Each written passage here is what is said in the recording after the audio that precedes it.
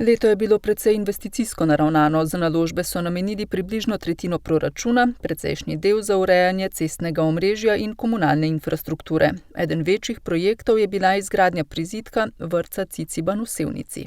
Leto ocenjujemo kot uspešno, nekoliko drugačno, vendar bolj približano povprečnemu letu, kot je bilo preteklo, kajti nekako smo uspeli obvladovati učinke covid krize, kar je po moji oceni zelo pozitivno. Izredno pomembni sta tudi preostali 2/3 proračuna, ki jih namenjajo tekočim programom. Sevniški župan izpostavi predšolsko vzgojo, šolstvo, varstvo socialno šibkejših in tudi varstvo starejših. Moramo pa oceniti, da na teh programih potreba po sredstvih vsakoletno narašča. Tudi v tem letu je narastla, kajti smo spreminjajoča se družba.